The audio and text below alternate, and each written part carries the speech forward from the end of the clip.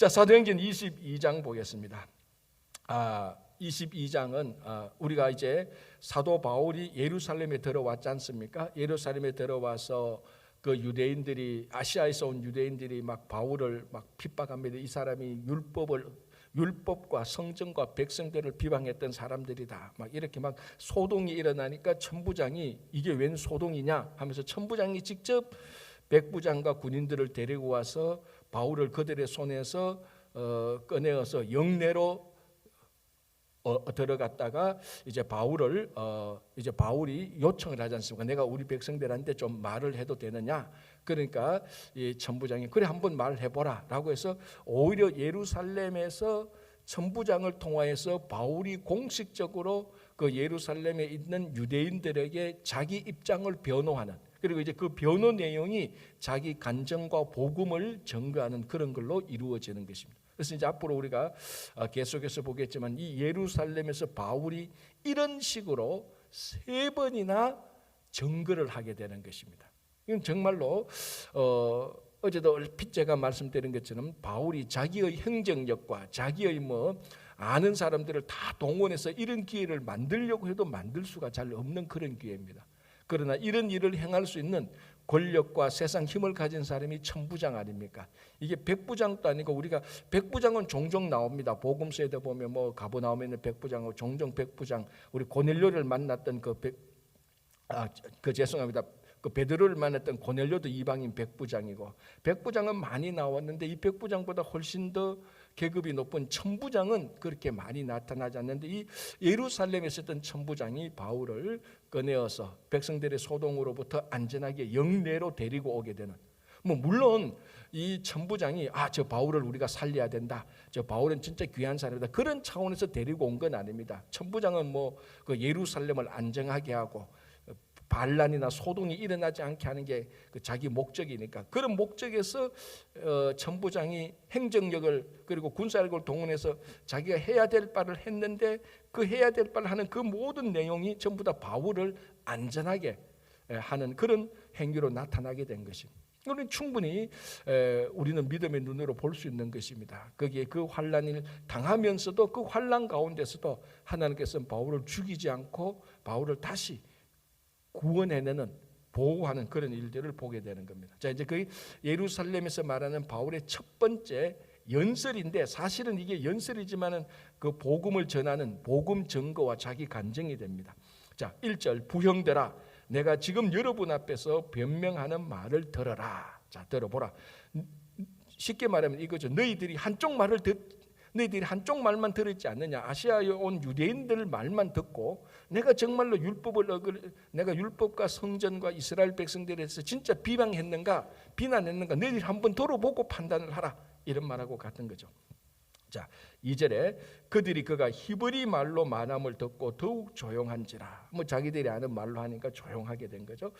3절, 나는 유대인으로, 자, 첫 번째 말하는 게 나도 유대인이다라고 말합니다. 나는 유대인으로 길리기아 다소에서 났고, 유대인이지만 가나안 땅에서 태어난 게 아니고 길리기아 쪽의 다소, 이 다소가 적은 도시가 아니고 굉장히 학문적인, 우리 말하면 굉장히 수준이 높은 도시입니다. 굉장히 수준이 높고 그 유대인들도 디아스포라 유대인들도 있었고, 거기 출신이다. 나는 다소 출신이고, 그런데 이 성에서 자랐다, 예루살렘에서 자랐다고 말합니다.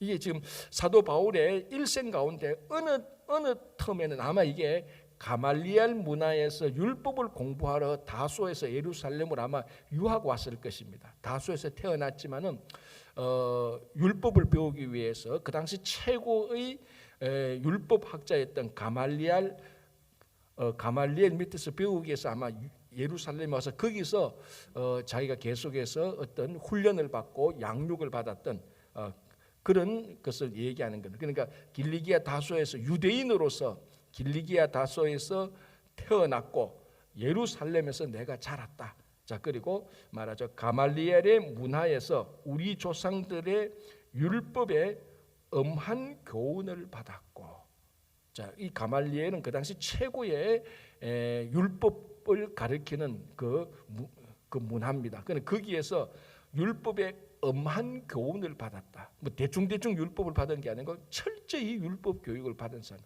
자, 이미 여기서 이 말에서 이미 하나가 해결되는 듯한 기미가 보이지 않습니까? 뭡니까? 바울이 율법을 비방했다라고 말을 합니다. 그런데 바울이 말합니다. 내가 엄한 율법을 받았다. 너희들이 상식적으로 생각해보라. 가말리엘 문화에서 엄한 율법의 교육을 받은 사람이 어떻게 율법을 거스려서 비방할 수 있겠느냐?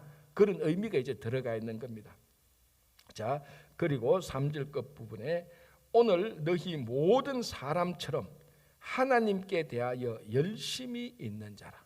자, 이렇게 보면은 바울은 지금 자기 앞에서 히브리 말로 연설하는 그 바울의 연설, 설교를 듣고 있는 어떤 유대인들보다 바울은 더 정통 유대인입니다. 자, 예루살렘에서 자랐고 가말리엘 문화에서 엄한 교육을 받았고 최소한 너희 모든 사람처럼 하나님께 대하여서 열심히 있는 자다. 자, 이제 그러면서 거기에 4절 5절 보면은 사도 바울의 열심히 있었던, 그러니까 그 다메섹에서 부활하신 예수를 만나기 이전 바울의 열심에 대해서 얘기를 합니다. 한번 보십시오.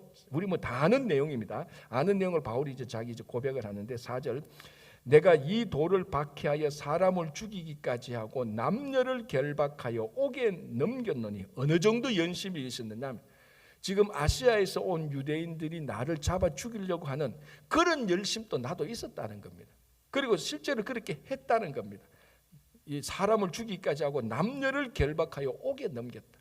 자, 그리고 이 가운데서 아마 여러분 가운데서 내가 실제로 그렇게 했다는 것을 정언할 수 있는 사람이 지금 이 가운데서도 있다라고 말합니다. 5절, 이에 대제사장과 모든 장로들이 내 증인이라.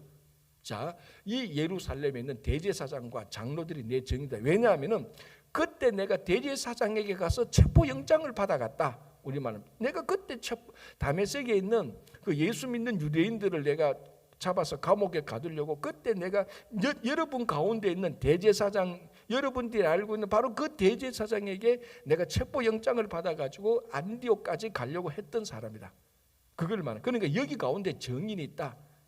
이렇게 다시 5절, 이에 대제사장과 모든 장로들이 내 증인이라.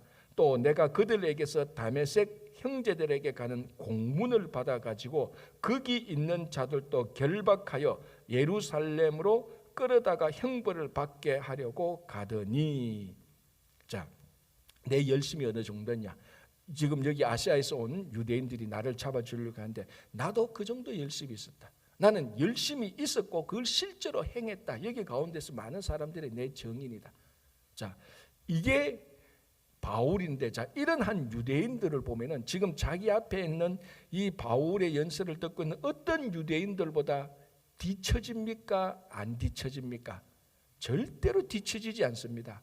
뒤처지는 정도가 아니고 거기 있는 어떤 유대인들보다 훨씬 더 뛰어난 정통, 오리지널, 진짜 핵심 유대인지. 열심히 보통 열심이 아닙니다. 그리고 보통 여러분 이런 외향적으로 열심히 있는 사람이면은 내적으로 학문이 좀 약하잖아요. 보통 그렇잖아요, 사람이. 그죠? 학문이 강하면은 외적인 활동이 약하고, 외적인 활동이 강하면은 내적인 학문이 좀 약합니다. 사람이 이게 내적으로 학문도 강하고 외적으로 활동도 강한 사람이 별로 많지 않죠. 사람의 성향이 그렇지 않습니다. 그런데 바울은 이 두 개가 지금 자기 앞에 있는 유대인들보다 다 뛰어납니다. 우리말로 하면 이렇게 말하셨죠. 여기 가운데서 가말리엘 문화에서 율법 배운 사람이 있으면 손 들어봐. 거의 없을 거라고요. 최고의 학문을 배우는 사람. 내가 바로 그 가말리엘 문화에서 배웠는데 이 단어 엄하게 배웠다. 그 밑에서도 보통 배운 게 아니라 엄하게 배웠다. 그리고 내가 얼마나 열심히 있느냐. 저 다메섹까지 올라가서 내가 그 율법을 비방하는 사람들을 다 잡아 죽이려고 했던 내가 정통 유대인이다. 어느 유대인보다 못지않다라고 말합니다. 자, 이 22장에서 참 재밌는 건 바울의 제자 어떤 유대인보다 더 뛰어난 유대인이라고 자기를 지금 말하고 있습니다. 자, 그리고 아까 읽었던 요 본문을 한번 보시기 바랍니다. 25절을 보겠습니다. 가죽줄로 바울을 매니. 이게 이제 바울이 이 연설을 하고 또 연설 중간에 유대인들이 막 또 소동을 이러니까 천부장이 다시 바울을 영내로 데리고 와서 야, 너 때문에 소동이 일어나니까 우리가 이제 너를 한번 신문해 봐야 되겠다고 말하면서 바울을 결박하고 채찍질로 때리라고 말하는 그 타이밍입니다. 천부장이 그 타이밍에 25절에 가죽줄로 바울을 매니 바울을 결박했습니다. 바울을 결박하고 결박하니 바울이 곁에 서 있는 백부장에게 말합니다. 천부장은 천부장 지금 다른 데 가가 있고 야 바울을 결박해서 바울을 신문해서 도대체 왜 이렇게 소동이 일어났는가 정확히 진상을 알아서 내게 보고해 하니까 백부장이 그렇게 이제 결박하고 채찍질로 때리려고 하니까 바울이 백부장이 이제 하는 말이 이겁니다. 25절 가죽줄로 바울을 매니 바울이 곁에 있는 백부장들을 이르되 너희가 로마 시민 된 자를 죄도 정하지 아니하고 채찍질할 수 있느냐. 이제 백부장이 화들짝 놀라는 겁니다. 이 사람이 로마 시민이라고? 그러니까 백부장이 모든 그 만사를 다 제쳐두고 천부장에 가서 보고합니다. 천부장님, 지금 우리가 가둔 저 바울이라는 사람이 로마 시민권자입니다. 그래서 천부장이 화들짝 또 놀라면서 그래? 하면서 자 보십시오. 27절 천부장이 와서 바울에게 말하되 너가 로마 시민이냐 내게 말하라. 이르되 그러하다. 천부장이 대답하되 나는 돈을 많이 들여 이 시민권을 얻었노라. 바울이 이르되 나는 나면서부터라 하니. 자, 이 천부장 또 로마 시민권자인데 이 로마 시민권은 어떤 로마 시민권자입니까? 자기가 업적을 많이 세워서 돈을 많이 벌어서 돈 주고 산 시민권자입니다.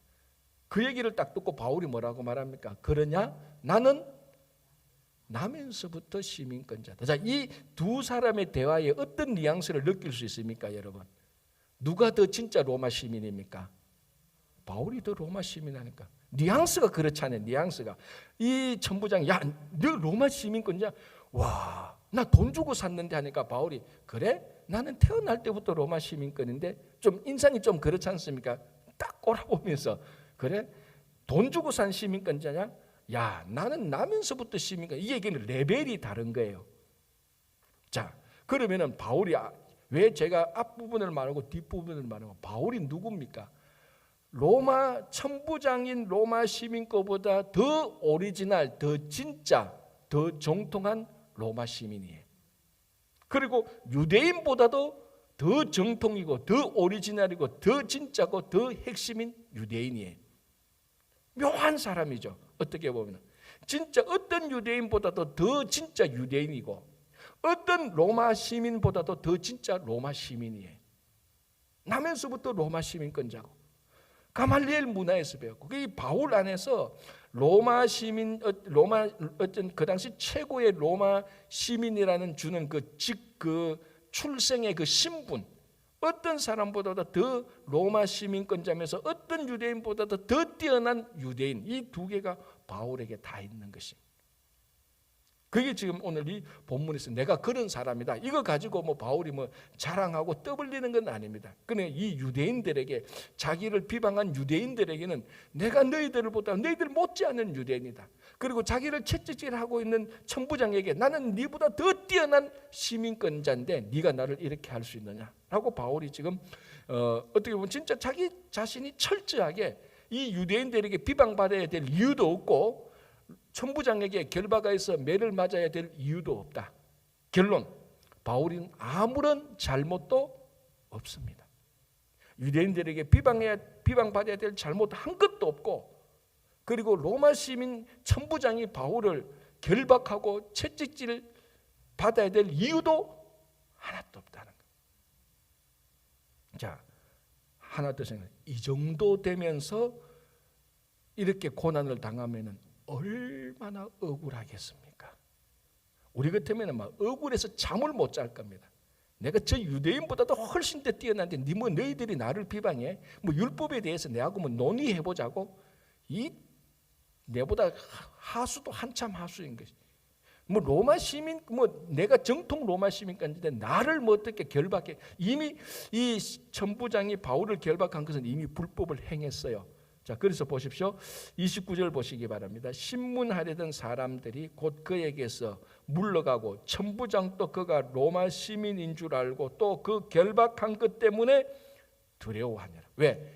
로마 시민권은 죄가 정해지기 전에 결박하거나 이런 행위를 하면은 안 됩니다. 여기서 만약에 채찍질까지 진짜 했더라면은 이게 만약에 천부장이 로마 시민권자를 채찍질했다면 이게 로마 정부에게 보고된다면 천부장은 강등입니다. 100%가. 그런데 결박했는 것만 가지고도 이 시민권자가 이 천부장이 두려워하는 겁니다. 결박했는 것만이에요. 채찍질했다면 큰일 났죠. 자, 이런 바울이 이렇게 환난을 당하면 인간적으로 얼마나 억울하고 분통 터지겠습니까? 우리 같으면 진짜 분통 터져서 잠도 못 잘 겁니다. 내 신분이 이 정도인데, 내 출신이 이 정도인데, 내 지위와 직위가 이 정도인데 감히 너희들이 막 이런 생각이 날 거예요. 그러나 바울은 이런 것들을 통해서 단 한 번도 거기에 대한 교만이나 우월성을 가지고 그걸 자기 만족을 위해서 이용한 적은 없습니다. 이 모든 것들이 보면은 오직 복음을 전하는데 다 이용되는 도구로 쓰는 것이지 자기 출세나 자기 성공이나 자기 만족을 위해서 사용하지 않는다는 것이. 그래서 대전제가 이렇게 나오는 거죠. 자, 다시 앞쪽으로 가겠습니다. 이런 이제 바울이 이제 6절부터 11절까지는 드디어 다메섹 도상에서 부활하신 예수 그리스도를 만나서 하나님으로부터 계시받는 것을 간증을 합니다. 자, 6절 가는 중 다메섹에 가까이 갔을 때에 오정쯤 되어 홀연히 하늘로부터 큰 빛이 나를 둘러 비치매 내가 땅에 엎드러져 들으니 소리 있어 이르되 사울아 사울아 내가 왜 나를 박해하느냐 하시는. 자, 이 내용은 우리가 다 아는 겁니다. 이미 앞에서 실제로 일어났던 일이고요. 바울이 이제 그 간증을 합니다. 자, 10절 보겠습니다. 내가 이르시되 주님 무엇을 하리이까? 주께서 이르되 일어나 다메섹으로 들어가라. 너가 해야 할 모든 것을 거기서 누가 이르리라 하시거늘 나는 그 빛의 광채로 말미암아 볼 수 없게 되었으므로. 자, 이제 어떤 사람들은 이렇게 말합니다. 우리 바울의 몸에 있는 육체의 가시가 있었지 않습니까? 그것 때문에 바울이 3번이나 간절히 기도했는데 하나님께서 그 기도를 들어주지 않았어요. 그죠? 그러니까 어떨 때는 아무리 믿음 좋은 사람이 아무리 간절히 기도해도 하나님께서 안 들어주는 기도가 있습니다. 바울의 육체의 가시가 그렇고 모세의 기도도 그렇지 않습니까? 모세가 가나안에 좀 들어가도록 했는데 하나님께서 그거 안 들어줘요. 그러니까 어떤 기도는 아무리 우리 믿음이 너무너무 좋아도 너무너무 믿음으로 기도해도 하나님의 그보다 더 큰 섭리와 계획으로 안 들어주는 기도가 있습니다. 그게 또 은혜입니다. 자, 어쨌든 그 바울에게 있었던 육체의 가시가 무엇일까? 그건 아직까지 아무도 정확히 모릅니다. 그러나 이유 중에 하나는 이것일까 추정하는 것 가운데 하나가 이제 바울이 간질이 있었지 않겠느냐라는 그런 추정도 있고 또 하나는 바로 이 부분입니다. 부활하신 주님을 만날 때 시력이 완전히 가버렸습니다. 그 순간적으로 갔다가 나중에 다시 아나니아가 안수해서 눈을 다시 뜨게 되죠. 바로 이런 과정을 통하여서 자기 눈에 시력의 안질의 문제가 어떤 사람은 바로 이 경험을 통하여서 바울의 이 안질의 문제가 육체의 가시가 되었을 수도 있었다라고 말을 하는 겁니다. 충분히 그것도 근거가 있는 겁니다. 바로 그것이 여기서 그 빛의 광채 11절을 빛의 광채로 말미암아 볼 수 없게 되었다. 빛이 쫙 쬐버리니까 볼 수 없게 되어버렸다. 나와 함께 있는 사람들의 손에 끌려 그래서 다메섹으로 가게 되는 것. 자, 여기서 중요한 것 두 가지. 첫 번째 부활하신 주님을 만나는 것. 그리고 또 하나는 이 모든 과정들이 바울이 주도해서 어떻게 된 것이 아니고 전적인 하나님의 계시입니다. 이거는 전적인 하나님의 계시예요. 그래서 바울이 이 사건이 바울이 주님을 증거하는 가장 중요한 터닝 포인트가 되는 거죠. 회심하게 되는 하나님의 계시를 받아서 부활하신 주님을 만나서 자기가 박해했던 예수님을 이제 선포하는, 자기가 박해했던 사람을 선포하는, 그리고 박해했던 사람을 선포함으로 말미암아 자기가 오히려 박해를 받게 되는 그런 이제 사도로서 거듭나기 시작하는 겁니다.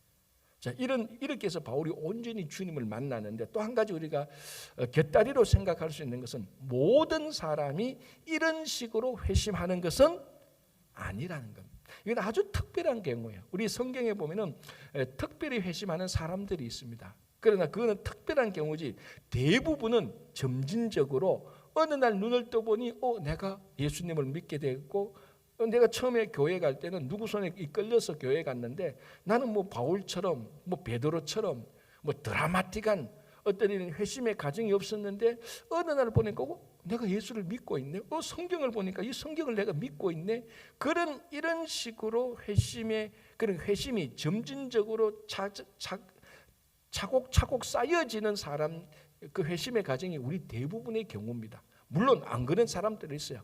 정말로 사업을 폭삭 망했는데 하나님께서 전적으로 그 사업을 통하여서 회심시키는 경우, 또 가장 이제 대표적으로 이제 육신의 건강을 다 잃어가지고 하나님께서 완전히 치료함으로 말미암아 또 극적으로 회심하게 되는 그런 극적인 경우도 우리 가운데도 있습니다. 그러나 대부분은 보통 점진적으로 이런 특별한 경우가 아닌 보통의 경우가 있습니다. 그런데 바울은 특별하게 하나님께서, 왜냐하면은 근데 주변에도 보면요, 제가 이건 추정이고 제 경험치인데요, 주변에 보면은 특별한 회심을 하는 사람들은 어떤 사람인 줄 압니까? 진짜 별난 사람들이에요. 제가 보니까 그렇더라고. 저 인간 진짜 별난데, 진짜 하나님께서 별난 사람은 별나게 다루더라고요. 보통 사람은 하나님께서 보통 차근차근 다루어요. 자, 이게 하나님께 여러분 별나게 하나님께서 여러분들을 한번 별나게 한번 다뤄볼까요? 지금 바울 보십시오. 이 일로 인하여서 어쩌면 평생 안질로 고생해요. 이 일로 인해서 평생. 오히려 이거보다는 차곡차곡 어느 날 눈 뜨니까 예수님을 믿게 되어서, 그게 더 좋지 않나요? 모르겠습니다. 하나님께서 여러분들을 어떻게 다루는 건 제 소관이 아니고 하나님의 소관이니까. 보니까 하여튼 이렇게 하나님께서 특별하게 바울을 불렀습니다. 분명히 그 바울을 고백하는 겁니다. 그런데 이게는 내가 한 게 아니고 하나님의 전적인 주도에 의해서 계시되었다라는 것을 말합니다. 그러니까 바울이 바울 된 것은 자기 힘이 아니고 우리가 열심으로 섬기는 하나님이 나를 그랬다라고 말을 하는 겁니다. 자, 그리고 이제 12절부터 16절까지는 아나니아에 대해서 얘기합니다. 자, 이 아나니아는 12절 보시기 바랍니다. 율법에 따라 경건한 사람으로 거기 사는 모든 유대인들에게 칭찬을 듣는 아나니아라 하는 이가, 아나니아는 지금 바울을 막 공격했고 바울을 막 비방하는 모든 유대인들이 가장 존경하는 그 당시에 선지자요 율법학자입니다. 그게 아나니아예요. 자, 그런데 하나님께서 부활하신 예수 그리스도를 만나서 이제 빛을 쬐기 때문에 눈을 못 보게 됩니다. 그래서 누가 인도해야 지금 끌려다니고 있습니다. 그래서 하나님께서 그 성내로 말하죠. 그래서 다메섹으로 들어가라. 너가 해야 할 일을 만나니까 하고 하나님께서 친히 아나니아, 우리가 또 나중에 우리가 이 앞에 보면 하나님께서 따로 또 아나니아에게 나타나지 않습니까? 바울에게도 나타나고 또 아나니아에게 나타나서 아나니아에게 바울에게 안수해 주라고 하나님께서 특별히 아나니아에게 명령을 합니다. 오늘 바울의 이 간증에는 없지만 앞에서, 그래서 아나니아가 바울에게 안수해서 아나니아가 바울을 보게 하고 그 얘기가 나옵니다. 이게 중요하죠. 자, 보십시오. 12절에 다시 볼게요. 율법에 따라 경건한 사람으로 거기 사는 모든 유대인들에게 칭찬을 듣는 아나니아 하는 이가 내게 와 곁에 서서 말하되 형제 사울아 다시 보라 하거늘 즉시 그를 쳐다보았노라. 그가 또 이르되 우리 조상들의 하나님이 너를 택하여 너로 하여금 자기 뜻을 알게 하시고 그 의인을 보게 하시고 그 입에서 나오는 음성을 듣게 하셨으니 15절 너가 그를 위하여 모든 사람 앞에서 너가 보고 들은 것의 증인이 되리라. 자, 아나니아가 무엇을 컨펌하는가 하면요, 아나니아가 예수 그리스도 부활하신 예수 그리스도를 만나서 사도 바울의 눈에 안질된 것을 안수해서 아나니아가 고쳐줍니다. 고쳐주고 아나니아가 직접 말합니다. 너는 하나님이 너를 바울을 택하여서 하나님의 증인된 사람이라는 것을 누가 공적으로 노트리 해줍니까? 아나니아가 해줘요. 이게 왜 중요합니까? 아나니아, 가장 존경받는 아나니아가 바울은 예수의 증언자라고 인정을 해주는 거예요. 그런데 아나니아가 인정한 사람을 너희들이 어떻게 바울을 비방할 수 있겠느냐 그 말입니다. 그 바울이 그걸 말하는 거예요. 너희들이 나를 뭐 율법을 비방했고 성전을 비방했고 이스라엘 사람 비방했다고 말하는데 내가 증언한 것은 그런 비방한 거 아니다. 내가 증언할 수 있는 내가 예수의 증인된 것을 누가 제일 먼저 컨펌해 줬는 줄 아느냐? 아나니아가 했어. 그러니까 아나니아가 컨펌한 건 누구도 시비할 수 없는 거죠. 가장 존경받는 아나니아. 아나니아가 예수는 아나니아가 하나님께서 바울을 특별히 선택했고 하나님께서 이 바울을 정인으로 세웠다. 그걸 아나니아가 노트리했다. 그런데 유대인 너희들이 아나니아가 노트리한 것을 어떻게 거부할 수 있겠느냐? 그걸 말하는 거예요. 바울이 자기가 그러니까 여기 지금까지 1차, 2차, 3차를 통해서 이방인들에게 복음 전한 것은 자기 뜻을 전하기 위한 것이 아니고 하나님의 인도하심에 따라서 하나님의 명령에 순종해서 간 것인데 너희들이 나를 이렇게 비방할 수 있겠느냐? 아니다라고 지금 얘기를 하는 겁니다. 자, 그러면서 이제 아나니아가 했던 말 가운데서도 또 아주 중요한 말이 있죠. 자, 첫 번째 13절 앞에서도 말했는데요.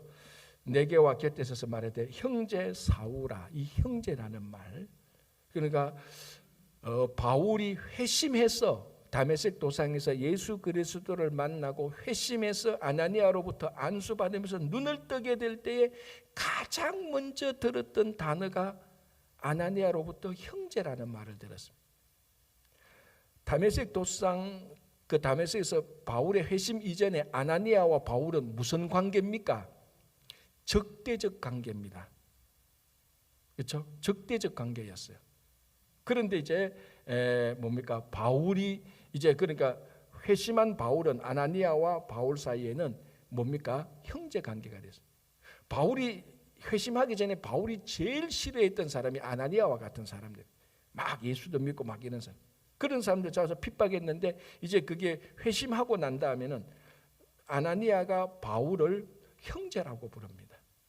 그러니까 이게 바울한테는 엄청나게 중요한 호칭이 되는 겁니다.